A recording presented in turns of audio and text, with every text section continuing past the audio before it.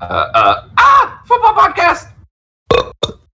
Why did I use the Whopper thing for our outro for the last one? Dang it. I really bungled that one. Welcome back to Carter Explains Football, everyone. Wait, I got it. Oh, hit me. More like a superb owl.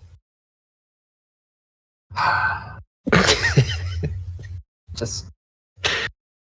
Okay. Thank you, everybody, so much for listening. Yeah, the playoffs happened. Games, all. Good night. So real quick, we are going to, for this episode, we're kind of speed running through the NFL season because we're getting to the Super Bowl. And importantly, our hometown team is in the Super Bowl. So I want to make sure that Callum kind of has the rough outline of what happened in these playoffs and how we got here and what the storylines are. Yeah. All right. So first, really quick, I'm going to kind of explain the broad outline of how the playoffs work. Just in terms of like how teams get to the playoffs, other than winning games, obviously. So basically, and we discussed this previously, the NFL is split up into two conferences, the National Football Conference and the American Football Conference. Originally, they were two rival competing leagues who did a merger and created the NFL we know today. And one of the Super Bowl was originally created as a sort of like, as a part of that merger, as like a, hey, let's show everyone that we're united. Let's like really bring it all together and have the best team from both conferences play each other. The original Super Bowl was the Kansas City Chiefs versus the Green Bay Packers, and the Green Bay Packers won, which is why the Super Bowl trophy is called the Vince Lombardi Trophy, named after their head coach, Vince Lombardi. Huh. Yes, but anywho, so both conferences are split up into four divisions, the East, North, South, and West. If you win your division, which means you have the best record out of those four teams, you automatically get a playoff spot. That's how Tampa Bay got to go to the playoffs with an 8-9 record, even though, again, it's like you couldn't even win half your games. This has been an area of discourse for a while, actually, because there was a year where a 7-9 team almost made the playoffs, and people were very outraged. Mm-hmm. Now it's weirder because with the 17th game, you can't have an even record, so it's kind of weird. But yes, and then in both conferences, there are three wildcard teams. Basically, they are the three next best teams, regardless of division. It's decided by record. The main things that decide it are record, then individual matchup. So, for example, if you played a team and you beat them, you get preference for the wild card over them. Then the third tiebreaker is record in conference. So if you won more games against your conference or your division, you get preferential treatment. So there are 3 rounds in the playoffs. There is the wild card round, where the wild card teams play a lot of the division winners. Pointedly, the number 1 seed in both conferences doesn't play this weekend. It used to be the number 1 and number 2 seed, but then when they added an extra playoff team, because originally it was 6, and then they moved it up to 7, they decided only the number 1 seed gets the week off, which is very helpful because an NFL season has a lot of wear and tear, so it's very beneficial to have a week off to decompress and get ready. Mm-hmm. So there's the wild card round where teams 2, 3, 4, 5, 6, and 7 all play each other. Then you go to the divisional round where we have the 4 remaining teams from both conferences play each other. And then the conference championship where the final 2 teams from both conferences play each other to decide who goes to the Super Bowl. Do you have any questions before we dive in? No, that makes sense. Awesome. So I'm just going to go through the individual games and give a quick recap of what happened. Yeah. So to start off the wild card round, the Seattle Seahawks played the San Francisco 49ers. Now, I do regret not bringing up the Seattle Seahawks in our previous discussion because they were a feel-good story. Because originally the discourse was, man, I can't believe they lost Russell Wilson. This is going to be a disaster. They're going to be one of the worst 5 teams in the NFL. They ended up actually being pretty darn good. They ended up having a winning record. I believe their final record was 9-8. They just made the wild card spot. And pointedly, it was a really feel-good story because their quarterback is Geno Smith. Geno Smith was a kind of middle-of-the-road, like, he was drafted in the second round. He had some expectations as a quarterback. And then in his first preseason training with the New York Jets, a defensive player, for some reason, decided to punch him in the face and broke his jaw. It caused him to miss. Yeah, I still don't know why he did that. It seems like a lot of people are still confused. Yeah, I don't know why he did that. Derailing his career because he had to spend his entire first year rehabbing his fractured jaw. And he's kind of jumped around from team to team looking for an opportunity. He finally got to start now that Russell Wilson is gone, and he played very, very well. He was a fringe MVP candidate. He's one of the favorites for comeback player of the year. And what's great about his story is it kind of breaks a lot of stereotypes that we have with black quarterbacks. You've probably noticed there's not that many black quarterbacks in the NFL. The number's gotten a lot bigger, and I think it's very good that Patrick Mahomes, maybe, well, it's hard to dispute he's the best quarterback in the league now, is a person of color. But Geno Smith isn't like a lot of, like, there's a stereotype about black quarterbacks where it's like, oh, they're all razzmatazz and athleticism. They're not like, they don't stay in the pocket and process things and like read the defense and like, just, pick them apart. Geno Smith is one of those guys. He's someone who's very careful with the ball, very methodical. He works his team downfield. He does exactly what the offense needs him to do on any given play without playing hero ball. And I think it's kind of important that, like, the range of what we can expect from, the range of what the NFL can, will believe a black quarterback can do. It's the tide raises all ships. And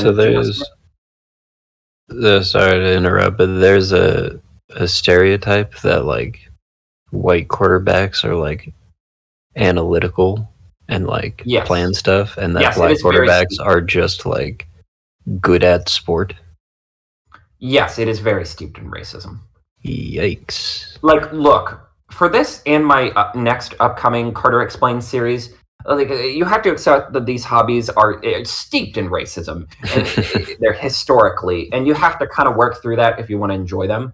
But yes, honestly, what's fun, I think it's bigger because he's getting praised for this. Because a similar quarterback was the Philadelphia Eagles' Donovan McNabb, who, like, was kind of hated for most of his time in Philadelphia and really has kind of become underrated. And he was a similar guy of like methodical, makes the plays you need to make, doesn't screw up too much, like, doesn't cost his team the game and elevates the people around him.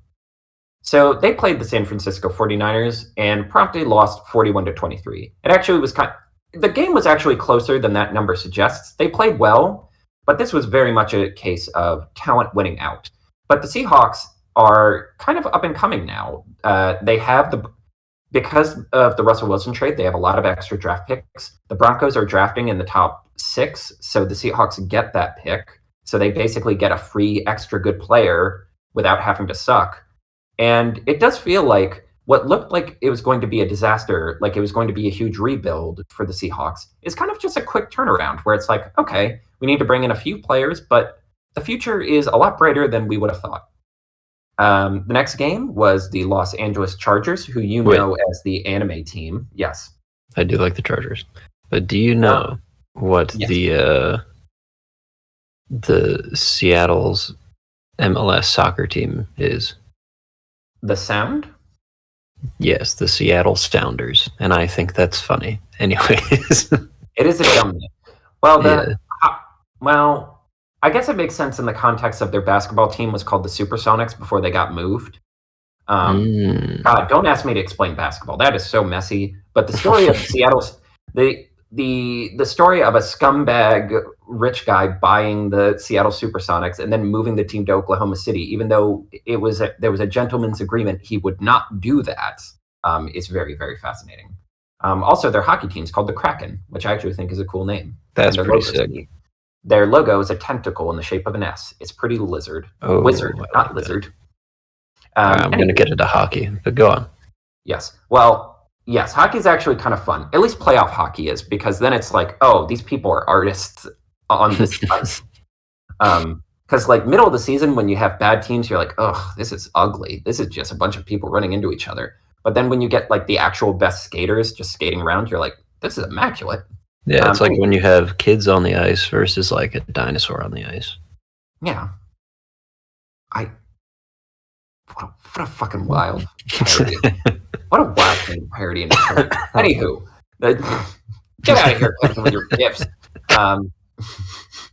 Yes, the Chargers. Everyone gets mad that Sonic kissed a woman, but this is just it's future liberals want. Chargers versus Jacksonville. Anywho, so this game, so the Los Angeles Chargers have Justin Herbert. He is like sort of the NFL intelligentsia's darling. Like the Los Angeles Chargers have a lot of people who could be described as that. Where like the nerds and analytical guys are like, this team should be the best team in the NFL. They have so many good players.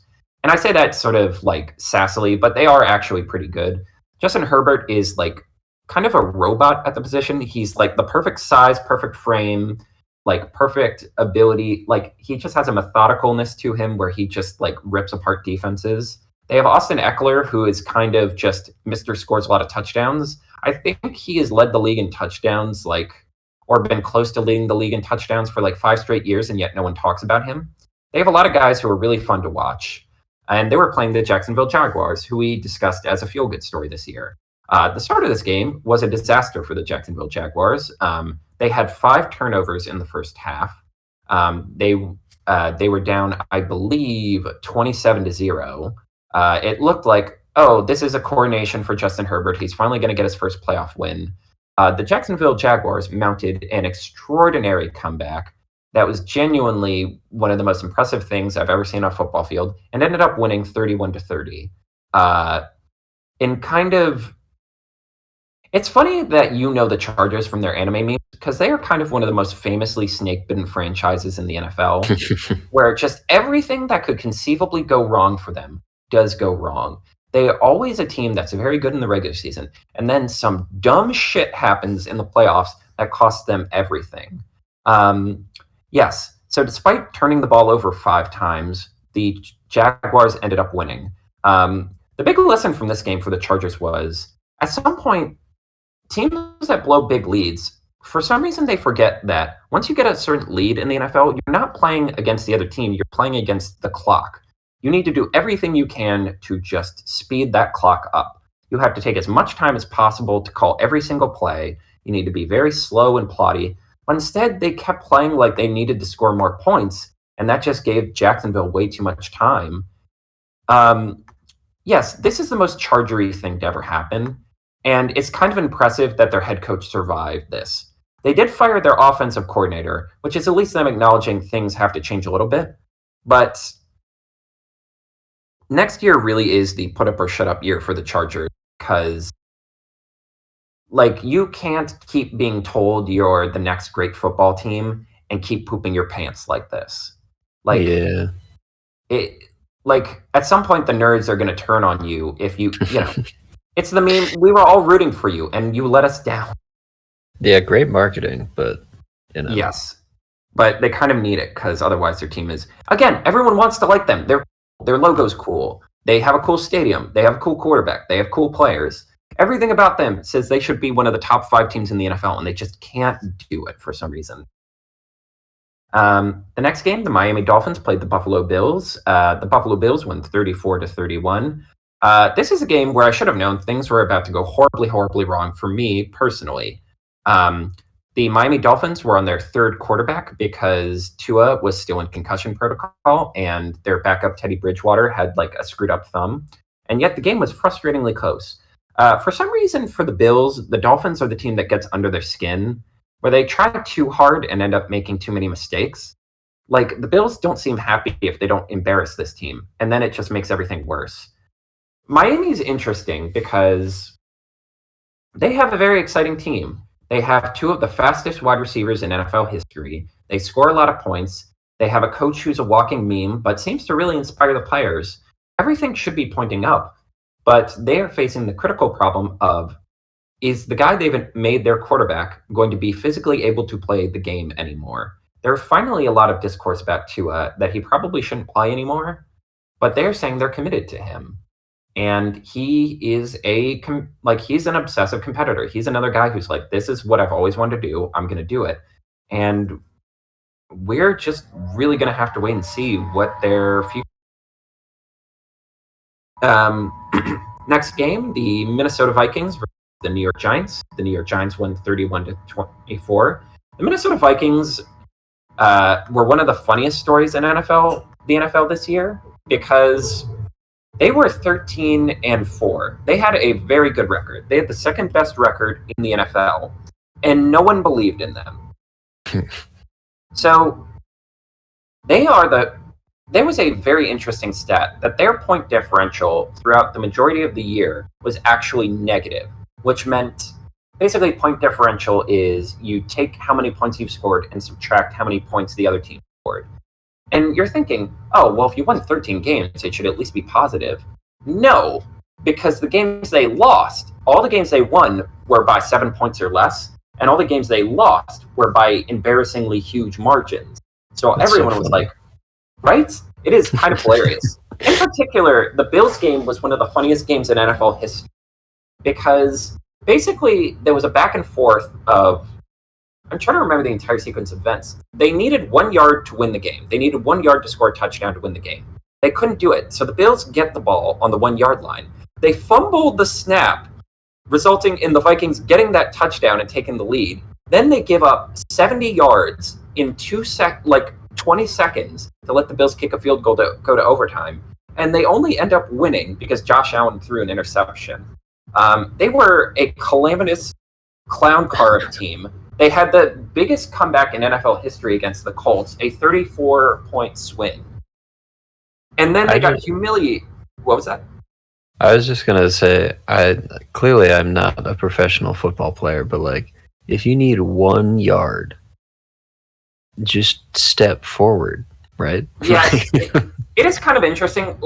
It used to be more complicated than that, but especially now that the NFL basically lets you push players now. There used to be a rule that you can't push a quarterback when he's trying to sneak the ball forward. A quarterback sneak is literally where the minute the quarterback gets the ball in his hands, he just charges forward. Sometimes he'll try to go under, sometimes he'll try to dive over, basically just try to get 1 yard. And now they're letting players, so basically you can have a player behind him sort of move and then shove him, literally push him forward, which used to be illegal, and I guess they just stopped calling it. There was no announcement that this rule had changed. The Eagles in particular have this weird formation where they'll have 2 guys diagonal to the quarterback who will both charge at him and shove him full force. It's insane that you can't get 1 yard anymore. It should be the easiest play in the NFL. That's what I'm thinking. Yes, so the Vikings lose kind of an embarrassing fashion, and it really is a testament to, we always talk about bulletin board material. We talk about people getting angry and being motivated by people doubting them. For months, people were calling the Minnesota Vikings fraud, and they didn't prove them wrong. It's turns out you all were right. Sorry. The next game, the Baltimore Ravens played the Cincinnati Bengals. The Cincinnati Bengals won 24-17. The interesting angles for the Ravens are, here's the thing about this playoff bracket. Honestly, other than the Seattle Seahawks, it kind of is all of the teams we expected hoped to make the playoffs. But the Baltimore Ravens got there in a way we didn't, They got there, but not how we expected. This season was a slog for them. It was another year where they were very hurt. Their offense was kind of uninspired. They didn't have very creative play calling, so they just kind of had to it felt like every drive they were trudging through the mud just to get points. Their defense, as always, was good, but it wasn't good enough to overcome the offense most of the time. And even still, they almost won this game. The deciding play was, weirdly enough, their backup quarterback, Tyler Huntley, needed a single yard to score a touchdown. He decides, I'm going to try and dive over the line to get it. I'm going to try and just reach over, even though he's not particularly tall. And what happens is a defensive player basically volleyball punches it out of his hand. A defensive lineman catches it and then runs 99 yards for a touchdown. Truly one of the most insane plays I've ever seen on a football field. I almost didn't believe it. It's one of those plays that's so shocking and cartoonish, your brain just doesn't process it correctly, where you're like, that can't be what just happened. Obviously, something is amiss in my brain. The Ravens are kind of in a weird spot because, and we talked about this in our preseason episode, they have Lamar Jackson, is one of the most electrifying people to ever play quarterback in the NFL. He is quickly on pace to have the most rushing yards of any quarterback in NFL history. He's the first quarterback in history to have back-to-back years where he ran for 1,000 yards. He wants more money. So basically, he wants the biggest contract in terms of guaranteed money that any quarterback's ever gotten. And honestly, it's hard to argue against that because when he was dragging this team to success. And when he was hurt, their offense couldn't do anything right. He wants the same contract Deshaun Watson got, the multiple accused sex pest that the Browns gave the most money in NFL history. Yes. I will say, one of the feel-good stories of this year is he finally got back after his suspension and sucked. He was terrible. Not even just in a well, you'd be rusty if you didn't play football for 2 years. He just looked inept, and everyone was like, "Oh my God, they spent so much money on this." Lamar Jackson, fortunately, is not that. He's very talented, and by all accounts, is a model citizen. But the Baltimore Ravens are like, "No, we're not paying you that much money because another franchise is stupid. We aren't stupid." And whether or not he will be a Baltimore Raven is up in the air, even though the team's identity is Lamar Jackson. And the final game of Wild Card Weekend, Dallas Cowboys, Tampa Bay Buccaneers. Dallas Cowboys kind of just shellac the Tampa Bay Buccaneers, 31-14. Like I said, this was the sad, clownish end to the Tom Brady era. I mean, the story going into next year for Tampa is, assuming Tom Brady doesn't come out of retirement again, it's going to be kind of a rough year because they were another team that kind of put all their chips on the table and were like, we need to win now. When Tom Brady came, they're like, we will push heaven and hell to get all the best players we can get. We will push money forward ahead. And now the bill's going to come due, and they're going to have to cut a lot of costs and move a lot of players to just basically adhere to the rules of the league. Mostly, and we didn't talk about this. I'll probably go into this more if we do an off-season one of these, but there's a salary cap. There's a finite amount of money you're allowed to spend on your football team. And the Tampa Bay Buccaneers have been one of those teams that's been towing that line very carefully by doing funny financial things, by being like, oh, well, we'll give you this money 3 years from now, but this year you'll get a little less money. All of that's coming to a head this year for them, and it's probably going to be messy. Any questions about the wild card round? No, I think that's pretty good. It does sound wild, so it fits the bill. Yes, that is the most games by a country mile. It gets brisk going forward. So the divisional round. First game, the Jacksonville Jaguars play the Kansas City Chiefs. The Kansas City Chiefs win 27-20. This game was tense because Patrick Mahomes hurt his ankle and continued to play through it.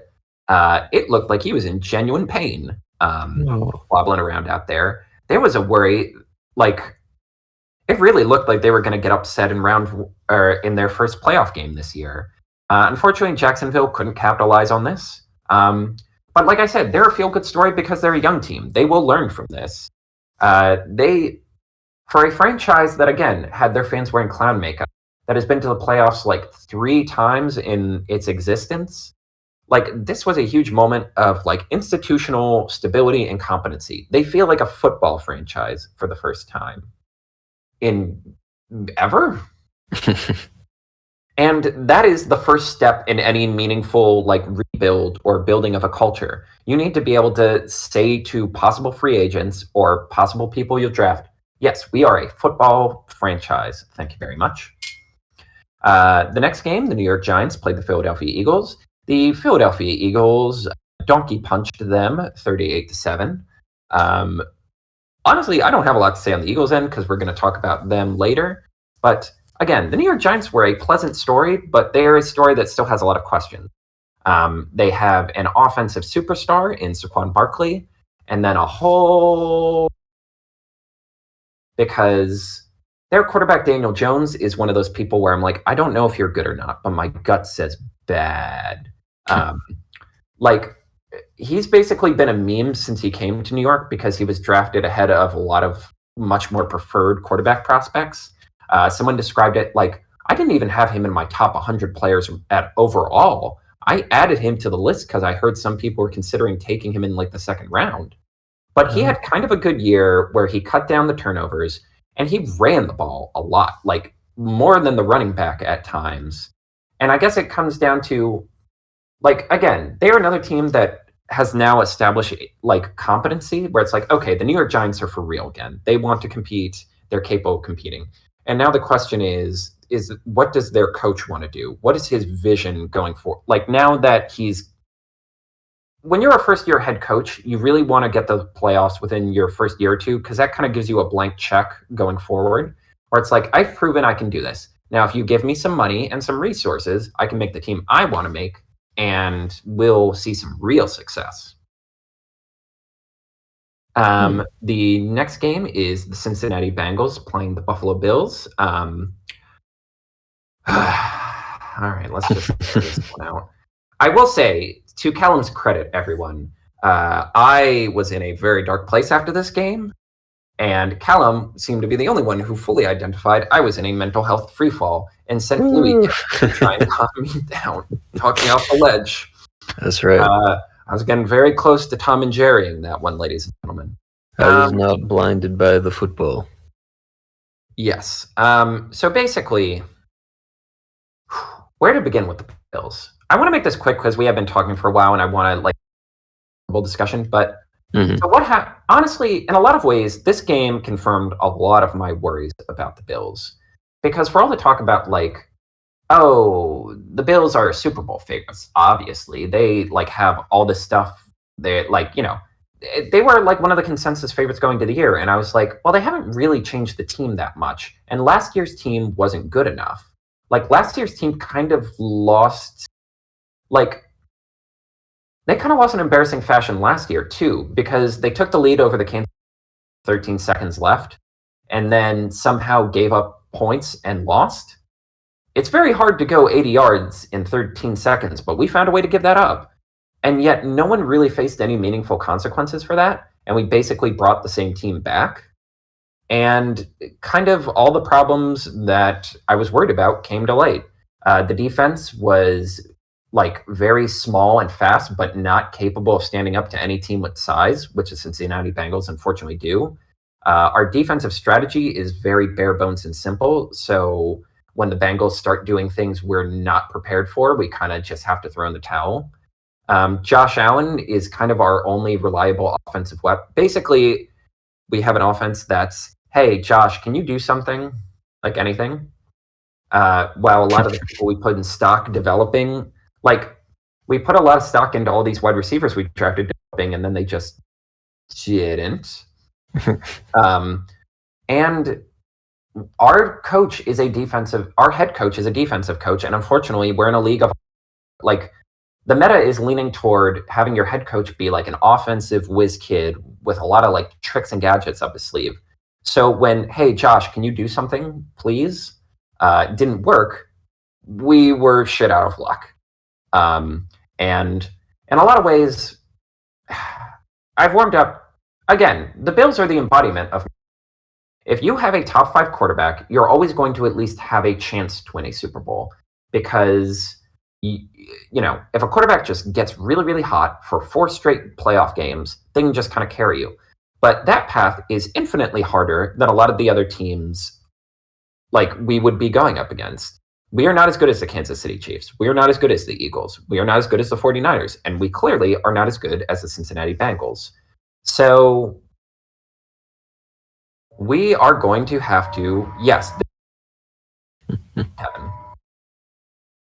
Yes, and it's kind of good that we got pants like this, because when we lost in 13 seconds, everyone was so high from how exciting that game was, where 4 touchdowns were scored in the last 2 minutes, that everyone kind of overlooked the elephants in the room.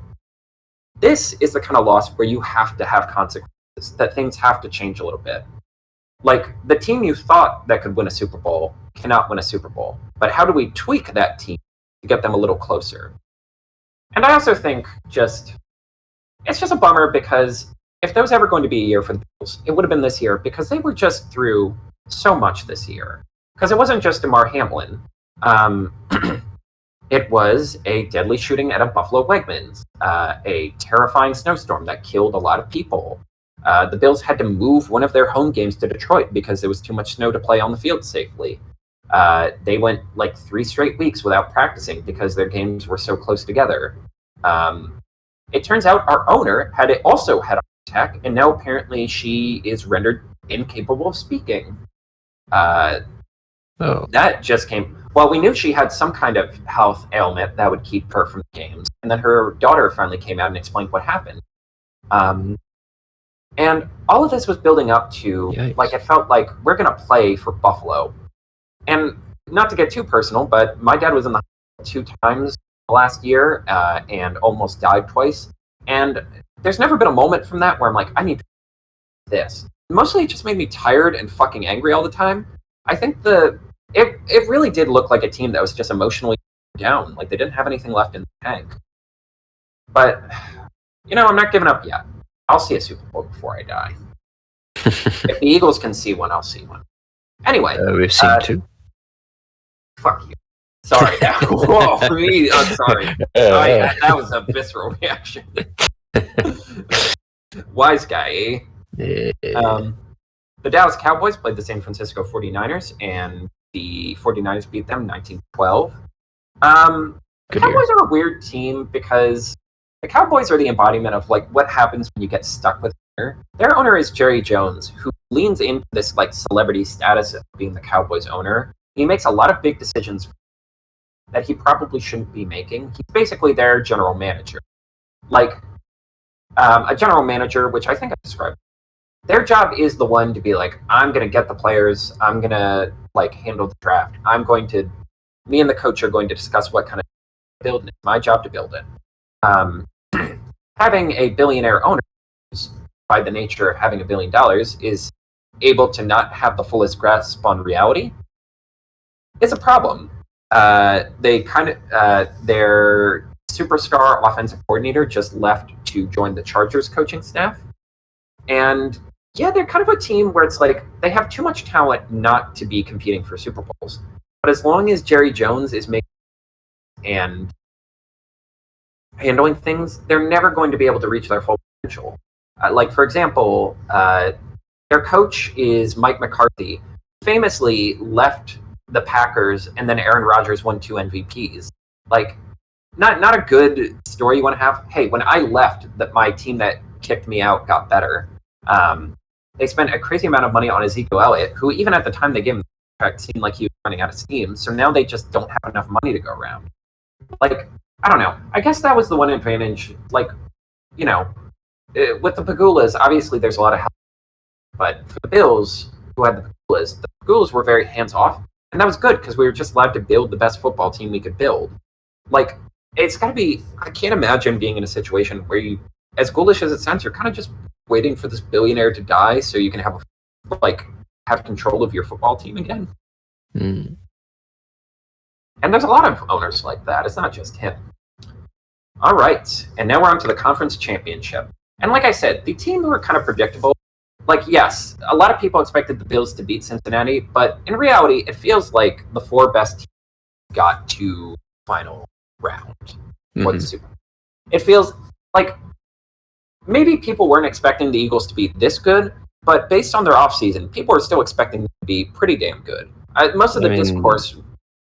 I was just going to say, like, even though I didn't follow it at all, the amount of times after a game I'd see people posting on Instagram the record of the Eagles and just seeing, like, no losses ever. It was just like, I guess they're pretty good right now. Yes. They had a very good offseason, and people had high expectations. There's still a lot of mainly around whether or not Jalen Hurts would be able to lead a winning football team. The answer was an emphatic yes. And even before the season, there was a discourse of like, well, we have to win the division, and it would be nice to get championship. Everything from there is gravy. So the conference championship game for the NFC, the San Francisco 49ers played the Philadelphia Eagles. The Philadelphia Eagles won 31-7. This game was bananas. So this is kind of what I was talking about in terms of like the quarterback position being in a weird flux.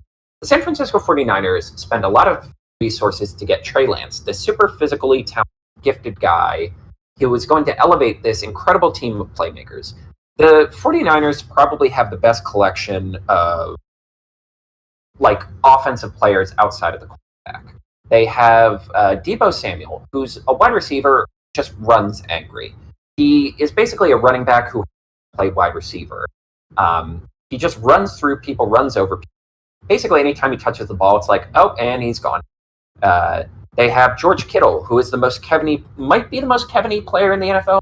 A crazy-looking man who, on multiple occasions, has clips of him like blocking someone, driving them straight into the ground, and then laughing.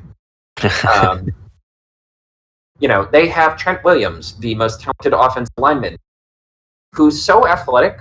Sometimes they will put him as a tight end or have him out kind of like a wide receiver, and then put him into motion. So you just have a 300-pound man moving at full speed as the ball snapped to run over someone and clear a path for the running back. And then, halfway through the season, they traded for Christian McCaffrey from the Carolina Panthers, who is basically a wide receiver who happens to play running back. It's super agile, super athletic, can do literally everything on a field. And then Trey Lance breaks his leg. But it's okay, because they have Jimmy Garoppolo, who's a competent game manager. He's in that Geno Smith camp of, like, he's not going to blow any games for you. And that's what's... And the team was still doing great.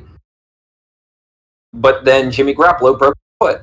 But it's okay because you have Brock Purdy. Brock Purdy is a rookie. He was literally the last pick in the entire draft, a.k.a. Mr. Irrelevant, which is a weirdly mean nickname they created for the guy who's drafted last. They send him a jersey and everything. And he was playing pretty well. He was playing fine. He was keeping them winning.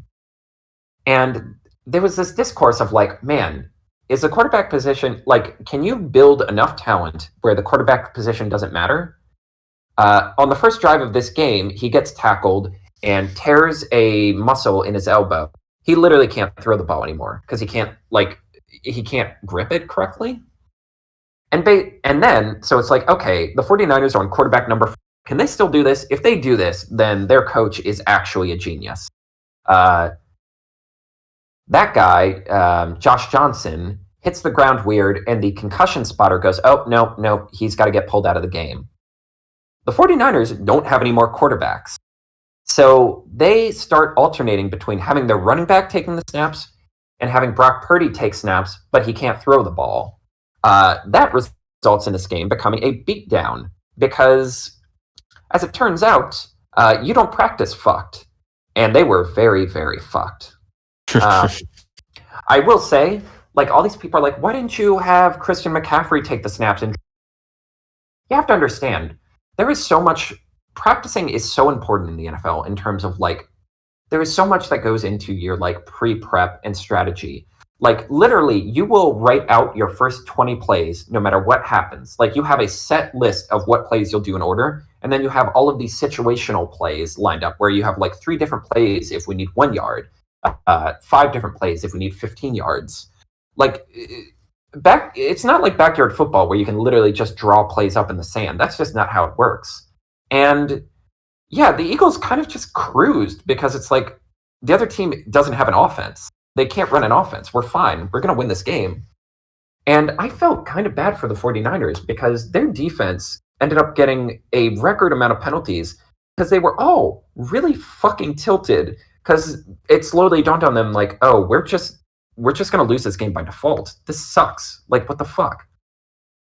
And yeah, so that's how the Eagles got to the Super Bowl. Well, on the bright side, the Eagles might be in the Super Bowl, but the 49ers have a Scooby-Doo villain, so... I didn't even think about that, actually. That's right. Yeah. But now the 49ers are kind of in a weird place because it's like, did this guy Brock Purdy play well enough that you're going to give up on Trey Lance already? And the answer is, please, no, for the love of God, don't do that. Like, again, we've seen this play before. We've seen the scrappy, small, white quarterback with a tiny bit of swagger busting it down sexual style with a perfect team around him. Like, this is like we did this before. We did this with Jared Goff in the Rams. We did this with Baker Mayfield and the Cleveland Browns. Don't waste a literal historic amount of talent on a guy who's just good enough. Like, even for all of my, like, hey, is the quarterback position rated? It's like, and we will talk about this as we get to the Super Bowl, like, having a good team around an average quarterback means your floor is secure. Like, you will get a guaranteed amount of wins. But you need at least a decent quarterback to get to a Super Bowl ceiling. And maybe Trey Lance isn't that, but you at least have to try because he is, like, actually physically gifted at the position. And next up, the Cincinnati Bengals for the AFC playing against the Kansas City Chiefs. The Kansas City Chiefs beat them 23-20. Most of the discourse about this game was a lot of penalties, and these teams, everyone thought the big rivalry of this decade was going to be Bills-Chiefs, but it's really Bengals-Chiefs because these teams clearly fucking hate each other. It was a very testy, chippy game. The Bengals have beaten the Chiefs like 4 straight times, which is weird because that just doesn't happen for the Chiefs. In a lot of ways, this game was a get the monkey off my back game for the Kansas City Chiefs, and they reveled in it.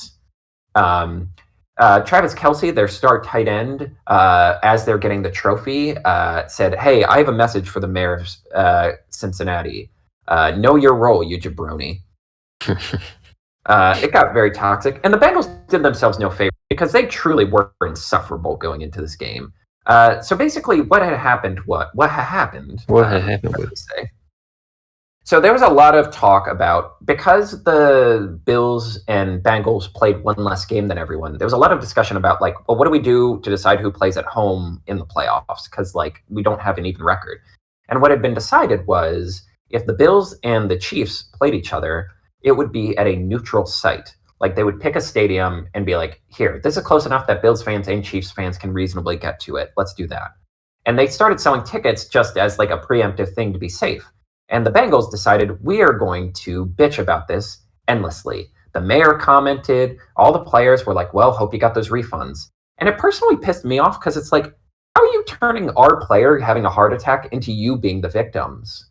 Like, yeah, this is inconvenient. It's inconvenient for everyone. We were the number 1 seed before this happened. Like, the Bills beat the Chiefs, and the Chiefs got home field advantage in the bye week because we didn't feel comfortable playing after one of our teammates died on the field.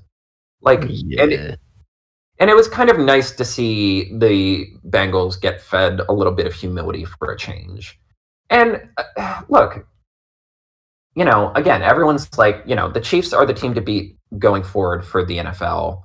But the Bengals are going to be good for a while. Joe Burrow is another white guy with a little bit of swag, but he's actually good at playing quarterback. Nice. They have maybe the best 1-2 wide receiver combo in the NFL. Jamar Chase, who is another running back who happens to play wide receiver. And T. Higgins, the T stands for terrific, and also tall as hell. That man is like 6'5" and can leap like 40 inches.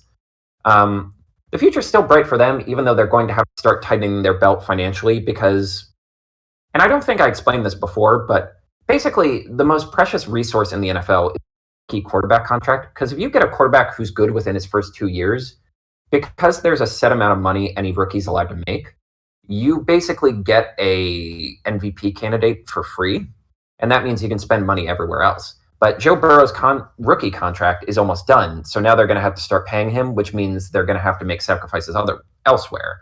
But the future's still bright. And that, of course, gets us to the one and only Super Bowl. What is that, 57? Sorry, I'm terrible at remembering. I couldn't tell you. It is, oh God, no one's telling me what this Roman numeral means. LVII. LVII, okay? That sounds like 7. The last part's 7. Yeah, 57. Yes. We just confirmed with our experts. Thank you. Super Bowl 57, which will take place at on February 12th, the Arizona Cardinals Stadium. It will be the Philadelphia Eagles versus the Kansas City Chiefs.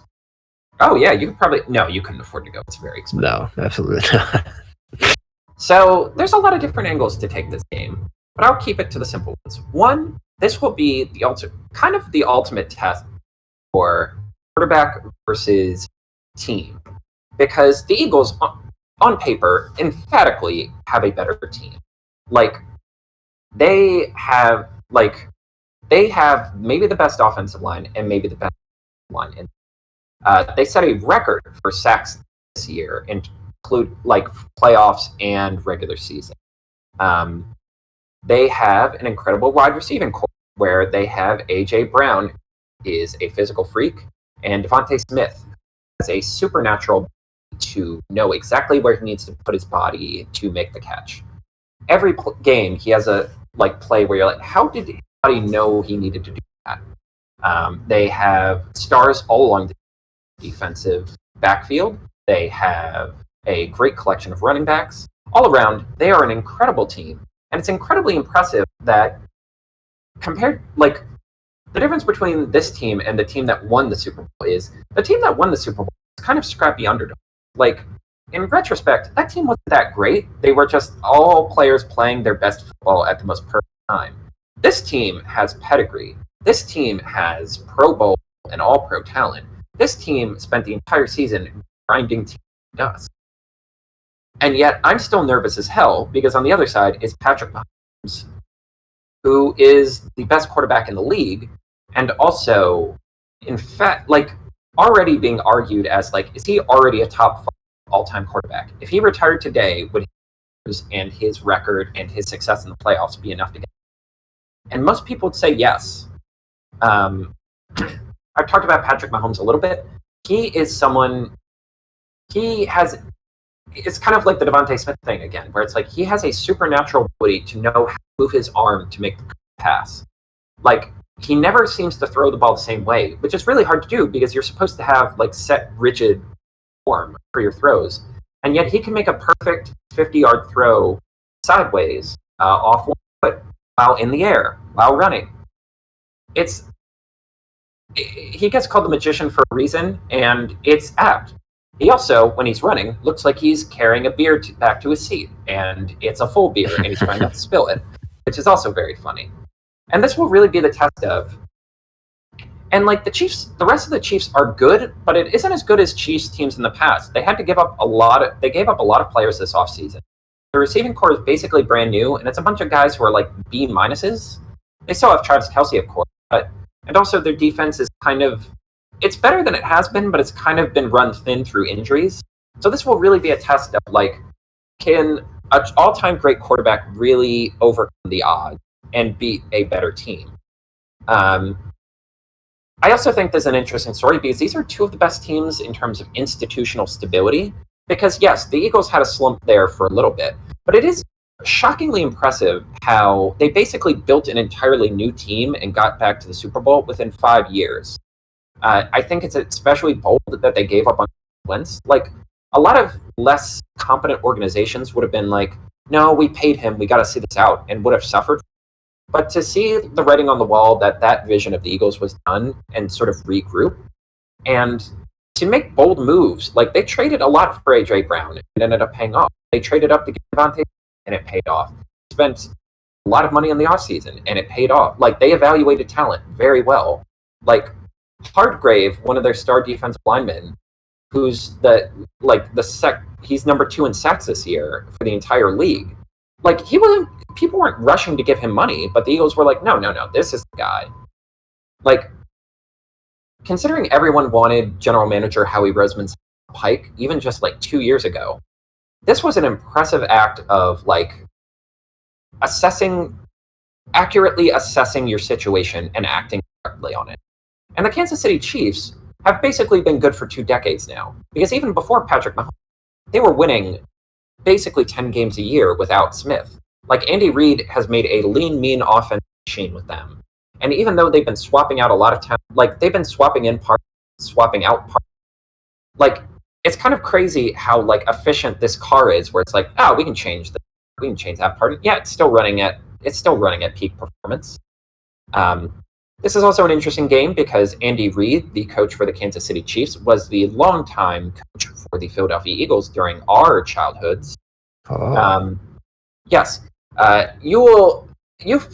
Once you see him, if you watch the game and you see him, you'll be like, oh, I've seen this.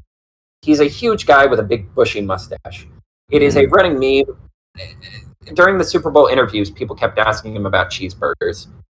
He kind of leans into being a big fat guy, and I kind of honestly lean into it, sir. You've earned it at this point. He is one of the first. He might have been. I can't remember if he's the first coach or like one of the only 2 or 3 coaches to take 2 different teams to the Super Bowl, but he did it. He had a lot of. It was always a day late and a dollar short for Philadelphia because he got to like 5 conference championships, only won 1, and then lost in the Super Bowl to Tom Brady. But had an incredible record of success. And then there was a lot of bad blood because sort of when his time came up in Philadelphia, it was this very teary goodbye. Like they brought the whole staff down to say goodbye to him. Like the owner Jeffrey Lurie came down and said goodbye to him. And there was this understanding of like, hey man, take a year, especially because he had just had a family tragedy. It's like, take a year off, take some time. And Andy Reid was like, I don't want to stop coaching. And then immediately signed with the Chiefs and took a bunch of his former staff with him. So it's an interesting. There's a little bit of bad blood there, and there's a little bit of like, this is a guy who can never do it with us, but did it with another team, and I don't know how I feel about that. And weirdly enough, our coach Nick Sirianni was fired by Andy Reid. He was originally one of the coaches for the Kansas City. And when Andy Reid came in, he was like, you don't really fit in here. Nick Sirianni has gone from 0 to hero just like that. He was a walking meme when he first came into the league for the Eagles. His first interview, people thought he was high. And then he had this elaborate metaphor about planting a seed and growing a flower. And people like ragged on him. Someone threw flowers at him from the stands and almost started a fight.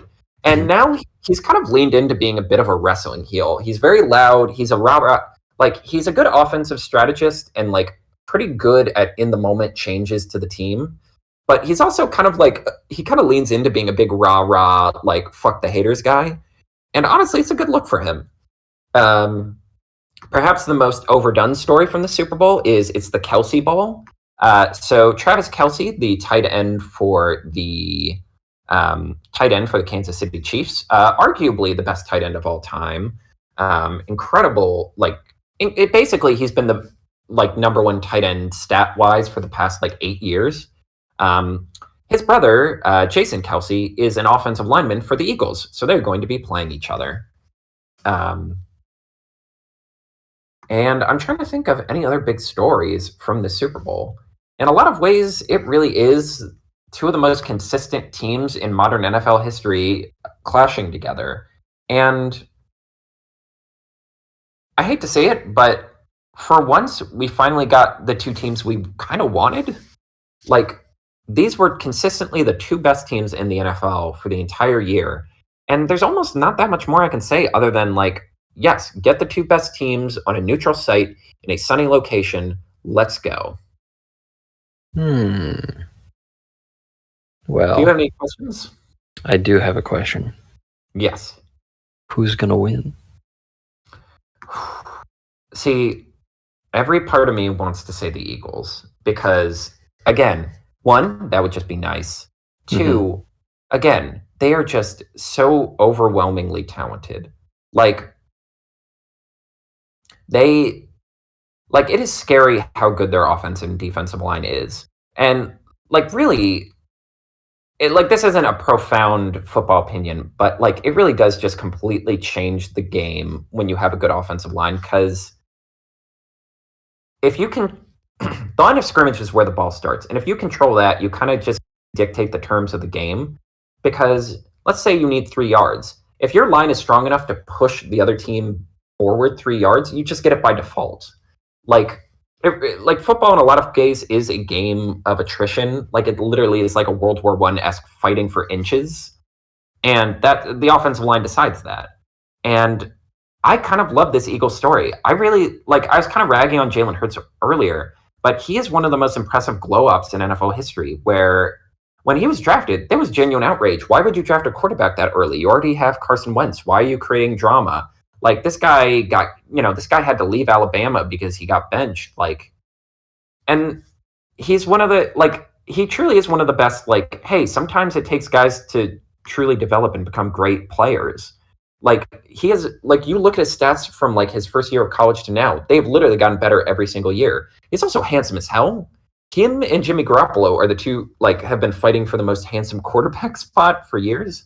And it really is, I don't know, there's something feel good about this Eagles, even though they've been the number one team for the entire year and, they have all this pedigree and talent, they still have this, feel good rah-rah energy of, man, look how far we've come. It looked like everything was on fire just 2 years ago, and now we've built, a juggernaut of a team. But then Patrick Mahomes is on the other side of the field, and that man is a grim reaper. That man has killed more football dreams than most people could ever dream of. But I will, for the sake of the fans, the hometown fans, say I believe the Eagles will win this game. Nice. Even though in my head, I can't believe Patrick Mahomes would lose 2 Super Bowls in his career. Do you have any other final questions as we wrap up?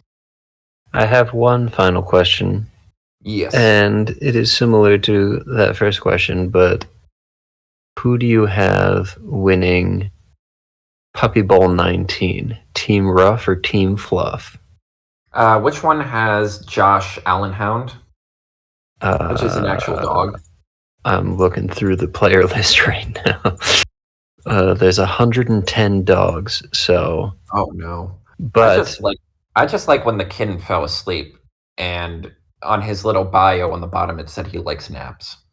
I will let you know that there is a dog on Team Rough named Bandit.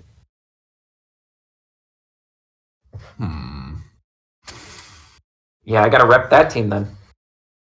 But also, I love this. There's a dog on Team Fluff that's called Cheeky Tinker. And that's my new favorite. Oh yeah. Ah, God. Well, ladies and gentlemen, I hope y'all enjoyed the Bowl. I hope, Callum, you have a little more insight to the long and interesting road this NFL season took to get us here. Yeah, I feel like I know some stuff now. And until next time, a little public service announcement. If you're one of those people who bets on how long the long note in the national anthem will take during the Super Bowl, I'm not going to say you need to find God, but you need to find to fill the emptiness in your soul. I'll get into the gamble after. Oh yeah, what color is the Gatorade going to be? Yes, just find something. Even if it's drugs are better than this. Good night, everybody. There's a dog called Jimmy Kibble. Good night.